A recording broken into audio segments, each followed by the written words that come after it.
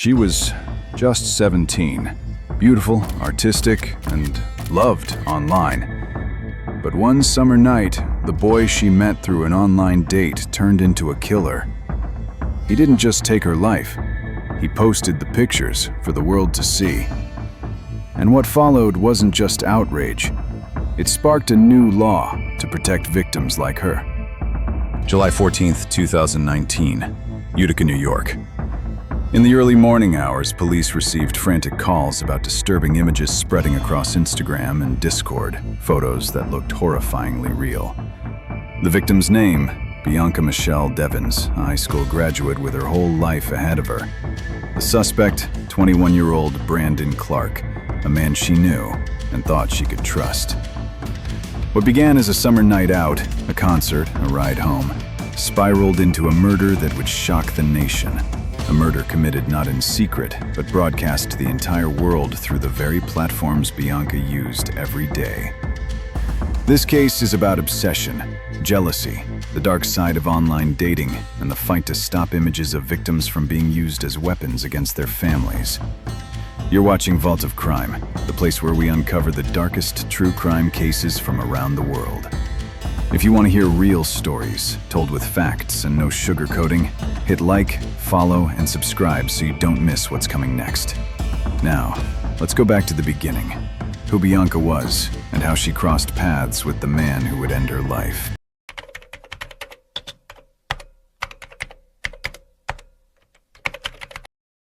Bianca Michelle Devins was born in 2001 in Utica, New York, a small city where everyone seemed to know each other's business.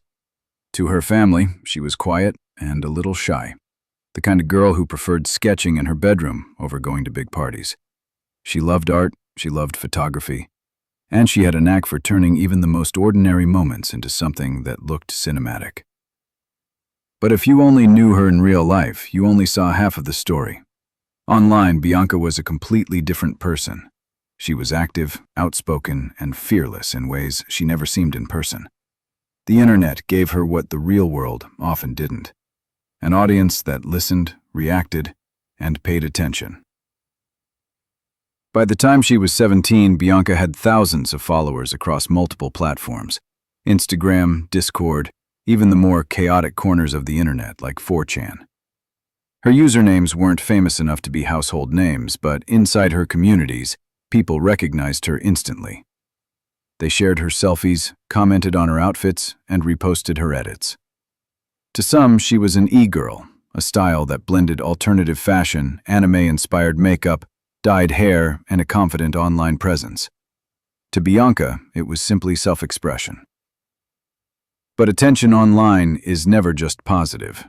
For every message of support, there was another laced with jealousy, judgment, or outright cruelty. Some accused her of being fake. Others tried to tear apart her looks, her personality, her relationships. It was the kind of feedback loop that could feed insecurity one day and ego the next. Still, Bianca kept posting.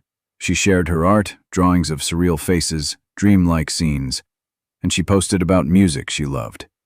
She joined group chats on Discord where she could talk for hours with friends scattered across the country. And she didn't just stay in one lane. Bianca explored different online spaces, some safe and welcoming, others darker, more toxic. Her e-girl image drew attention she hadn't planned for. Some people treated her like an internet crush. Others became fixated. They messaged her constantly, tracking her posts and commenting on everything she did. At first, it felt flattering, but over time, some of those connections began to cross the line from friendly to obsessive. Offline, Bianca's life was far less glamorous. She had recently graduated from high school but wasn't yet sure of her next step. Her relationship with her family was close, but she struggled with mental health, anxiety, bouts of depression, and the constant feeling of being out of place. Like a lot of teenagers, she wanted to be understood. And in the anonymity of the internet, she could share parts of herself she didn't dare speak about in person. That need for understanding sometimes meant opening up to strangers online. Not complete strangers, at least not in her mind, but people she had met through shared interests, group chats, or mutual friends. And in Bianca's world, Meeting someone online didn't feel unusual. It was 2019. Everyone her age did it. The thing about the internet, though, is that it allows two people to build an intense connection without ever really knowing each other. You see what they post, you hear the version of themselves they choose to share, but you don't see the rest. The bad moods, the grudges, the way jealousy can turn into something darker.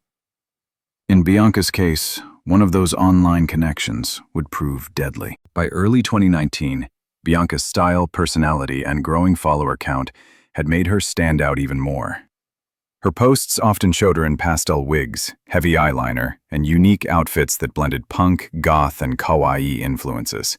It was confident, bold, and different enough to attract both admiration and resentment. That was also when she started talking to more people through private chats and servers. Some were other teens who shared her love for music or art. Others were older, hanging around in the same online spaces. And while most of those interactions stayed harmless, there was at least one person watching Bianca more closely than she realized. This person wasn't just looking at her photos. He was tracking her moves, reading her public and private messages, and slowly inserting himself into her life. To him, Bianca wasn't just another face in his feed. She was someone he wanted to control. Meanwhile, Bianca kept juggling the two halves of her world. In person, she was still the quiet girl who preferred staying in with a sketchbook. Online, she was bolder, more experimental, and gaining more recognition. That duality, shy offline, vibrant online, was part of what made her so magnetic. But it also made her vulnerable. Social media had given her a platform, but it also gave strangers a window into her life, where she was, who she was with, what events she planned to attend. The more she posted, the more pieces of her life were out there for anyone, fans or predators, to put together. And as Bianca's online presence grew, so did the risks. The same channels that connected her to friends also exposed her to jealousy, harassment, and the possibility of meeting someone whose intentions were anything but good. In the months before her death, Bianca's Instagram showed her living a seemingly normal teenage life.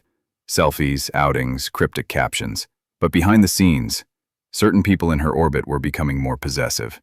Conversations that started as friendly began to show signs of control and suspicion. She was still just 17, still figuring out who to trust, still believing that most people online meant well. The truth was, not all of them did. And in the midst of her colorful, carefully curated digital world, one man was preparing to turn her trust into a trap. But in the glittering world of likes, shares, and followers, someone was watching Bianca, waiting for the night he could turn her life into a nightmare. Brandon Andrew Clark was 21 years old when he first appeared in Bianca's world. If you saw him on the street, nothing about him would set off alarms. He had an average build, short brown hair, and a calm, polite way of speaking. He dressed simply, hoodies, jeans, sneakers, and he carried himself like someone who wanted to be liked. But behind that ordinary appearance was a life shaped by instability. Brandon had grown up in a home where chaos was the norm. His parents' relationship was volatile, filled with arguments and fights that left a mark on him from a young age. At just 12 years old, he had watched police arrest his father for holding his mother at knife point. That night changed everything. His family broke apart. His sense of safety shattered. And though he learned to keep those memories hidden, they shaped the way he saw relationships. For him, love and control would always be tangled together. In early 2019, Brandon met Bianca through mutual acquaintances online. It wasn't some dramatic introduction, just a casual exchange in a group chat. They started talking about music, swapping playlists, and sharing memes. It was the kind of connection that felt easy, unforced.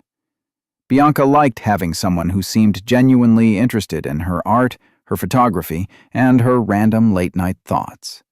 The conversation flowed. What started as a few messages a week quickly became daily contact.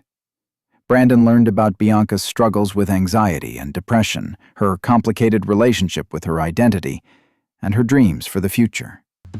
She told him about the concerts she wanted to attend, the art she wanted to create, and how she sometimes felt more at home online than in the real world. For Bianca, this was friendship, a person she could talk to without judgment. But for Brandon, it was becoming something else. He began to see Bianca not just as a friend, but as someone he wanted to claim. At first, the signs were subtle. He would get quiet when she talked about hanging out with other people. He would make small comments like, "I wish you had told me," or "I thought we were going to hang out today." Bianca brushed it off. She'd dealt with controlling personalities online before, and she knew how to set boundaries.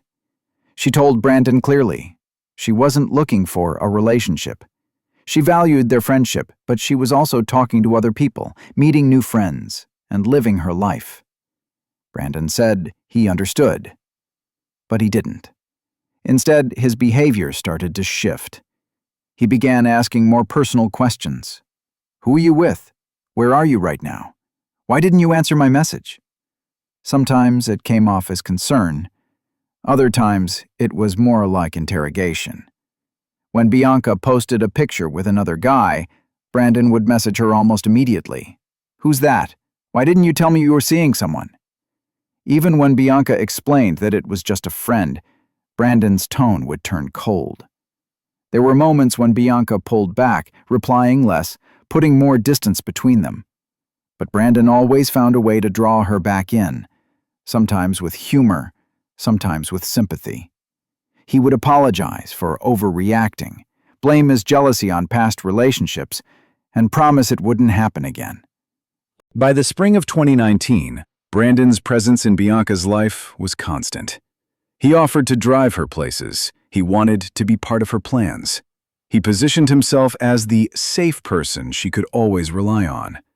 But mixed in with the support was a thread of control. Friends of Bianca noticed it too. One friend recalled how Brandon seemed to keep tabs on Bianca's every move. Another remembered the way he would hover in group settings, making it clear he didn't want her talking too long to anyone else. Bianca wasn't oblivious. She told friends that Brandon could be overbearing, but she didn't see him as a threat. After all, she'd met plenty of people online who acted possessive and then disappeared when they didn't get what they wanted. She assumed Brandon would be the same, but Brandon was different. He wasn't disappearing. He was becoming more deeply invested and, in his mind, more entitled to her time, her attention, and her loyalty. By early summer, Brandon's jealousy had crossed a line.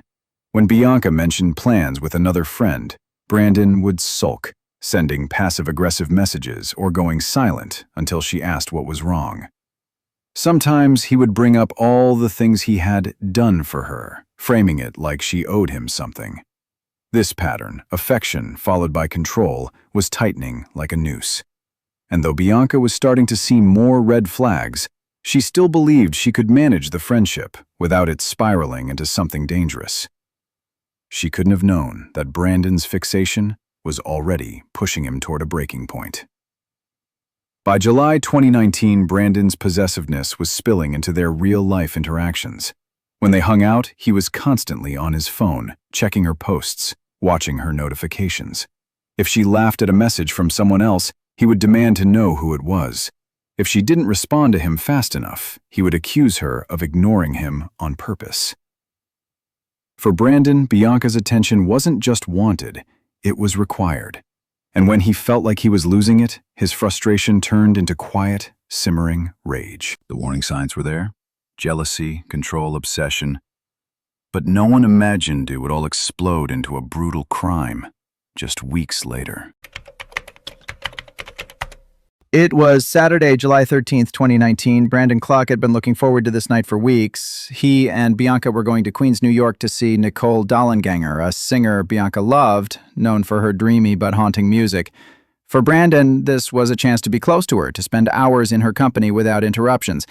They met up in Utica in the late afternoon. Bianca wore a simple but stylish outfit: dark eyeliner, her signature soft punk look, a black top with accessories that reflected her e-girl aesthetic. Brandon showed up in casual clothes, playing it cool. The drive to the city was long, over 4 hours, But the conversation at first was light. They talked about music, school, random internet jokes. Bianca scrolled on her phone at times, sending Snapchats and updating Instagram stories. Brandon kept glancing over, smiling when she laughed at something he said.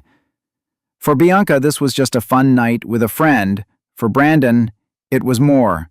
He saw it as their night, a chance to deepen their connection. By the time they arrived, the streets around the venue were buzzing. Fans lined up outside, the air thick with the smell of food carts and the hum of conversation. Inside, dim lights and the soft glow from the stage set the mood. Bianca seemed happy. She took photos of the stage, of the crowd, and even a few selfies. She mingled with other fans. Some she knew from online communities, others she met for the first time.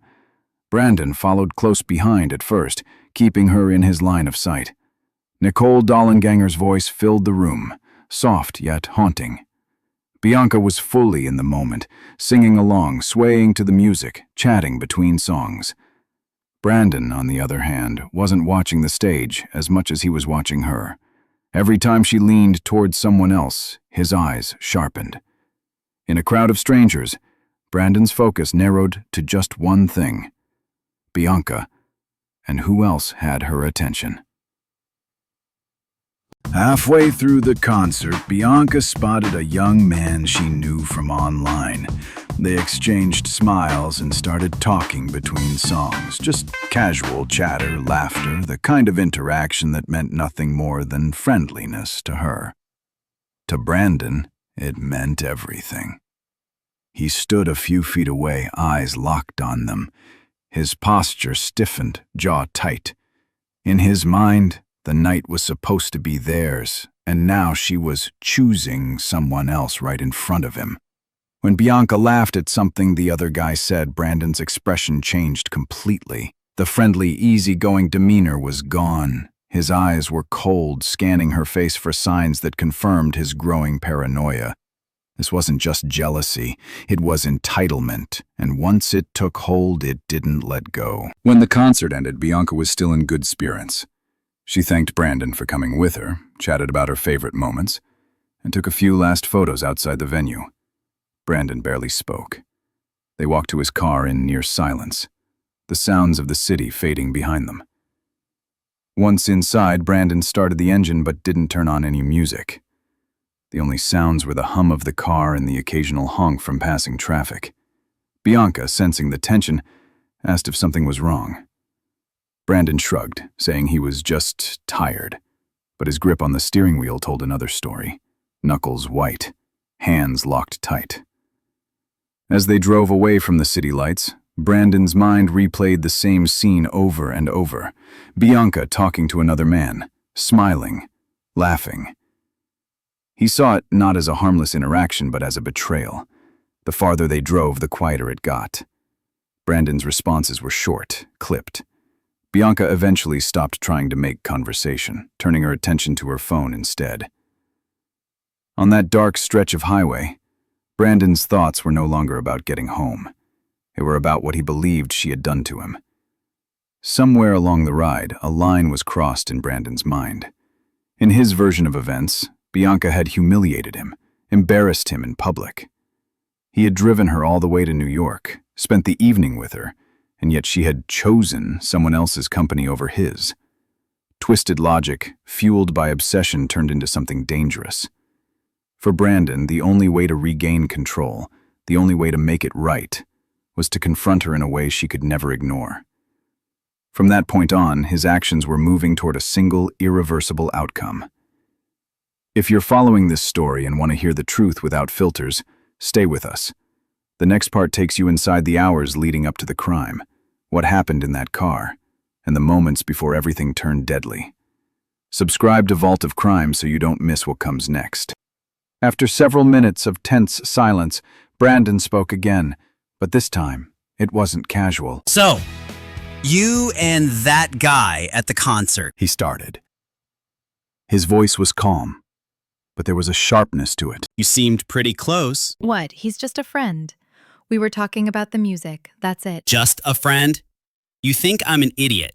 I drive you all the way there, spend the night with you, and you go laughing with some other guy. You're reading into something that isn't there. You're making this a bigger deal than it is. The argument built quickly. Words overlapped, voices rose. Brandon's chest tightened with rage, each denial from Bianca feeding the fire in his head. Brandon pulled the car sharply to the side of the road, gravel crunching under the tires. The headlights cast two harsh beams into the darkness ahead. Before Bianca could ask what was happening, Brandon reached toward the passenger side floor and grabbed a folding knife. There was no pause, no warning. In one motion, he lunged at her. Bianca screamed, instinctively pushing back, her hands clawing at his arms. But Brandon's grip was vice-like, one hand locked around her neck, squeezing hard, cutting off her breath. The other pressed the blade against her skin. Her phone slipped from her lap to the floor. The sound of it hitting the mat was drowned out by the muffled struggle inside the car. Brandon's breathing grew louder, more erratic.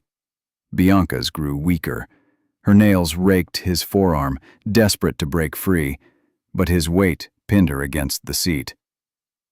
And then, the cut. A swift, brutal slice. Blood welled instantly, the color stark under the pale glow of the headlights. Her movements slowed, her strength fading. Brandon didn't stop until she went still. The only sound left was the low rumble of the idling engine. Brandon sat there for a moment, staring at her. The rise and fall of her chest was gone, the life in her eyes gone. For a few seconds it was as if time had stopped. He could hear his own heartbeat in his ears, feel the burn in his forearms from the struggle. Outside, the woods were silent. No passing cars, no witnesses. Just him, the vehicle, and the body of a 17-year-old girl who had trusted him enough to spend the night together. Slowly, Brandon reached into his pocket and pulled out his phone. He didn't call for help. He didn't try to hide what happened. Instead, he held the phone up, framing her lifeless face in the shot. The first click of the camera shutter echoed unnaturally loud inside the quiet car. He adjusted the angle. Click. Again. Click. These weren't just keepsakes. He had an audience in mind. People online, friends, strangers, anyone who would see these images and know exactly what he'd done. Somewhere deep inside, he wanted recognition. Warped, twisted recognition for taking a life. He uploaded them to Discord, where Bianca's friends and mutual contacts would see. Along with the pictures, he wrote chilling captions, making it clear this wasn't an accident or a moment of madness. This was deliberate. The images began to spread almost instantly, turning a private act of violence into a public spectacle. But his crime didn't end there. Brandon wanted the whole world to see what he had just done. And soon, the entire internet would. The murder itself was horrifying enough, but what happened next turned this crime into something even more grotesque, something that would haunt Bianca's family, friends, and strangers for years to come. Brandon didn't flee. He didn't hide. Minutes after killing her, he took the photos he had snapped of Bianca's lifeless body and uploaded them to Discord. This wasn't just any chat room. This was a place where Bianca and her online friends had spent countless hours talking about music, art, and their lives. It was a space that felt personal, safe. And now, it was being used to display her final moments. At first, some thought it was a sick joke. "This isn't real," one user typed. "It's fake. It has to be." But then others noticed details. Her clothes, her hair, the tattoo on her arm. Things only someone who knew Bianca could recognize. The disbelief began to fracture. Within minutes, panic set in. Friends flooded the chat with desperate messages. "Call the police! Someone find her location! Don't just sit there! Help her!" But by the time the urgency reached its peak, Bianca was already gone. The images didn't stay on Discord. Brandon posted them to his Instagram story, where hundreds, then thousands would see them. His captions weren't apologies. They weren't cries for help. They were chilling, cryptic, and calculated to get attention. From there, the photos spread like wildfire. People took screenshots, uploaded them to Twitter, Reddit, and beyond. Even as moderators tried to take them down, more copies surfaced. The internet once again proved that once something is posted, it's almost impossible to erase. Bianca's friends tried to contact her family, but some didn't bother with words. They sent the images directly to her mother's Facebook account. Imagine that. You've been told your daughter might be hurt, and before you can even process it, you're staring at a photo of her murdered body. Her mother later said that the trauma from that moment was indescribable. It wasn't just losing Bianca, it was the way that loss was weaponized against them. Every time they opened their phone, they risked being confronted by those images again. Even years later, the photos still resurface in dark corners of the internet, forcing the family to relive the nightmare over and over. The public reaction was a twisted mix of outrage and morbid curiosity.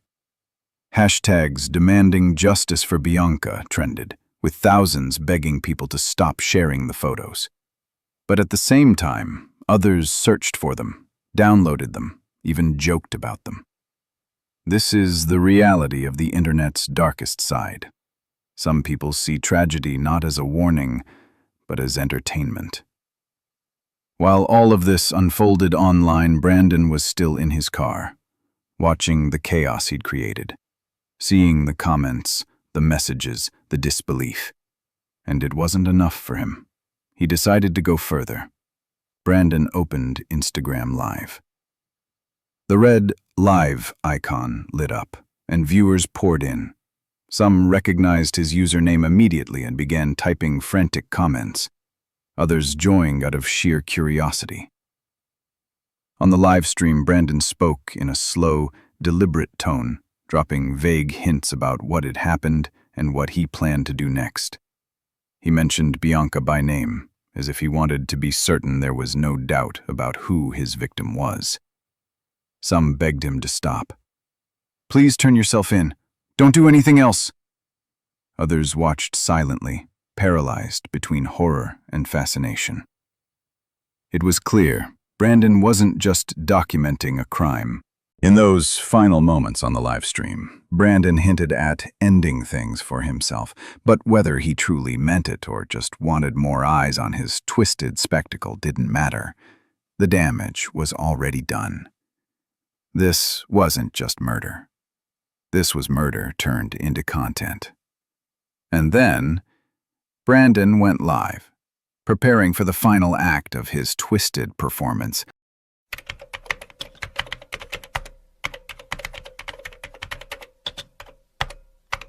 Brandon sat in his car. The road was dark and empty. Streetlights flickered, casting faint shadows over his pale face, but his eyes were locked on the darkness ahead, unblinking. Right next to him, Bianca's lifeless body lay still. The blood on her skin had dried, but for Brandon, this scene was exactly what he wanted to hold on to in these final moments. His phone was still streaming live. On the screen, hundreds of messages flashed by. "Stop this, Brandon. Call the police now. Tell us this isn't real." He didn't answer. His breathing was heavy, his mouth tight, and every now and then he mumbled something under his breath. At one point, he looked directly into the camera and whispered, "Goodbye." On the other side of the screen, viewers began to panic. They realized this wasn't a staged photo or some twisted shock stunt. It was real. Some scrambled to take screenshots, dig for location clues from Brandon's posts, and send them straight to Utica police. It took less than half an hour for patrol officers to pinpoint a likely location. Within minutes, a rapid response unit was en route to a quiet stretch of road on the outskirts of town, where a single car sat motionless. That night, the skies over Utica were still and silent, but around Brandon's vehicle, The air was thick with tension, ready to snap. Police pulled up at a safe distance, high beams flooding the inside of the car, blinding him from seeing the officers' positions. One officer called out through a loudspeaker, Brandon Clark, step out of the vehicle with your hands up. We will approach if you do not comply. Every second stretched. Everyone there knew. A man who had just killed someone and was spiraling into desperation could do anything. Then, suddenly, Brandon leaned over to the passenger seat. His hand came back holding the folding knife, the same weapon he had used on Bianca. Before anyone could react, he raised the blade to his own neck and drove it in hard. A deep red stream gushed instantly, staining his shirt. Shouts erupted from the officers. Move in now! 3 of them rushed forward, yanking the door open and wresting the knife from his grip. Brandon was still conscious, but fading fast, his breathing labored. One officer pressed down on the wound, blood pooling under his hands, as another yelled into the radio. We need EMS here now. Self-inflicted neck wound. When paramedics arrived, they lifted Brandon onto a stretcher. He didn't fight. He didn't speak. His eyes were open but vacant, as if the world around him was nothing but static. There was no fear there, no regret, just a cold, hollow emptiness. Witnesses later said the same thing. Brandon looked like he had died inside, long before the knife ever touched his skin. But this wasn't the end. Brandon would survive, and the trial would expose every chilling detail of what he had done.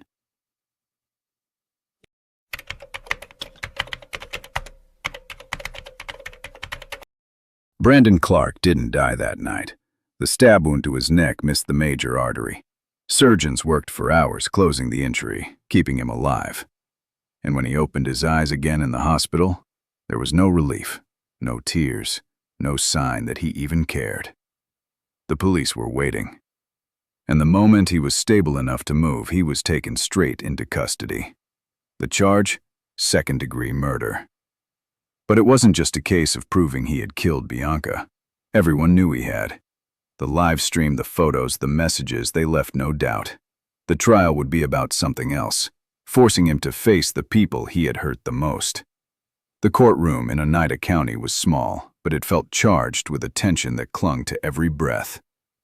Brandon walked in wearing an orange prison jumpsuit. His hair was shorter now, his face paler, but his expression, flat and empty, hadn't changed. He sat down at the defense table, his wrists chained to his waist, and kept his eyes fixed on the wood grain of the desk in front of him.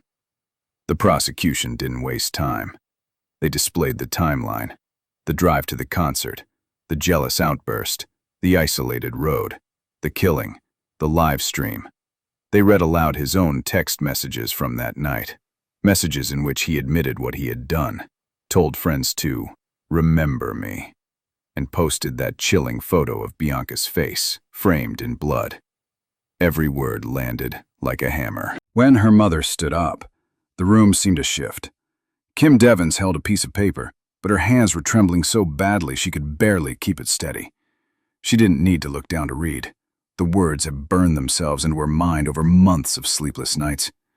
She spoke of Bianca's childhood, the little girl who loved to draw, who laughed so hard she couldn't breathe, who dreamed of traveling the world. And then she spoke of the night that laughter was silenced. Her voice cracked when she described the messages she received in the days after Bianca's murder. Photos of her daughter's body, sent by strangers. Links to the images, sent to her workplace. Even physical printouts, mailed to her home with no return address. "This is torture," she said, "and it doesn't stop when the funeral is over. Every day, we're reminded in the most horrific way possible. Every day, we are forced to see her like that. Because people think it's a joke. Because platforms let it happen." Gasps rippled through the courtroom. Even the judge's face tightened. In the months following Bianca's death, her family realized they couldn't just grieve, they had to fight. They began pushing for a law that would force social media platforms to act faster. Not after days, not after weeks, but immediately. when families reported violent images of loved ones. The result was Bianca's Law. Under the proposed legislation, platforms with more than a certain number of users would have to create dedicated rapid response teams to review and remove graphic content upon request from a victim's family. Kim Devins told reporters, "We can't save Bianca, but we can stop this from happening to other families." The fight wasn't easy. Some tech companies resisted, claiming it was impossible to monitor all uploads in real time. Others worried about setting a precedent for content removal. But the public pressure was relentless. Bianca's name became a rallying cry, not just in Utica, but across the United States. Within a year, the law had gained serious traction, and major platforms like Instagram and Discord announced new, stricter protocols for removing violent content. But Bianca's legacy wasn't just about a law. It was about changing how we think about victims and their families. The aftermath of Bianca's case exposed a deeper, uglier truth, what experts call secondary victimization. It's when families of victims are re-traumatized, not by the original crime, but by the way society treats them afterward. Bianca's case became a textbook example. It showed how easily violence could be turned into entertainment online, how strangers could exploit grief for clicks, and how little protection victims' families had in the digital age. In response, several nonprofit organizations were founded, aimed at supporting families in similar situations. They offered counseling, legal help, and tools to request the removal of harmful content. Schools and community programs also began including modules on digital empathy, teaching teens the real-world consequences of sharing violent media. Even police departments adapted. Some began working more closely with tech companies to track and remove graphic crime content faster and to protect the privacy of victims. And through all of it, Kim Devins continued to speak out. She appeared at conferences, in interviews, and at memorial events, always returning to the same message. Bianca was more than what happened to her. Remember her life, not just her death. When the trial ended, the verdict was no surprise. Guilty. Brandon Clark was sentenced to 25 years to life in prison. He will be eligible for parole in 2044, but by then, he'll be an old man, long forgotten by the world outside. In contrast, Bianca's name will remain tied to something lasting. The law, the advocacy, the change. Outside the courthouse, her family stood together holding a framed picture of Bianca, smiling. Reporters shouted questions, but her mother's answer was simple. Bianca's life ended in a moment of senseless violence. But from that moment came a movement. One that will protect others, one that will carry her name far beyond the crime that took her. If Bianca's story moved you, help us make sure it's never forgotten. Hit subscribe to Vault of Crime for more true stories that deserve to be told. Like this video to push it further. Share it so others understand the dangers that lurk online. And remember, behind every headline is a real person with a life worth more than the crime that took it.